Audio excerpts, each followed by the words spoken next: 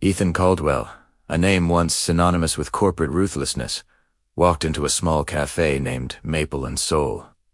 He wasn't the millionaire everyone knew. Today, he was just a man, looking for a cup of coffee. Behind the counter was Amara, a kind woman whose smile could brighten the darkest day. What she didn't know was that this ordinary man was the architect of her family's ruin. Years ago, his hostile takeover had crushed her parents' coffee company, a blow that led to her father's early death and her mother's years of hardship. Over several visits, Ethan found himself drawn to Amara's warmth and resilience.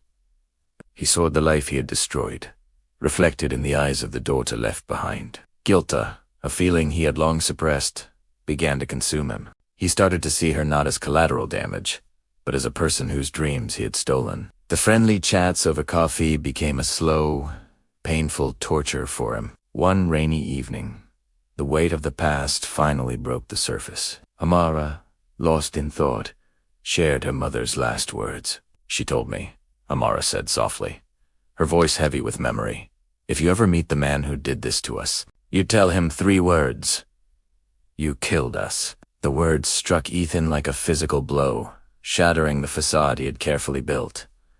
The air grew thick with unspoken truth, with tears streaming down his face.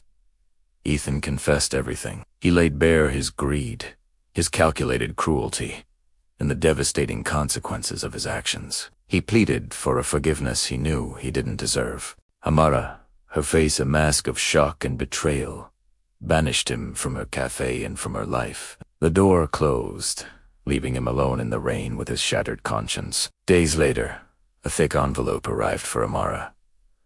Inside were legal documents and a letter. Ethan had transferred his entire fortune, every stock, every property, to her. It was a desperate, final act of restitution. Shortly after, the news reported that Ethan Caldwell had taken his own life.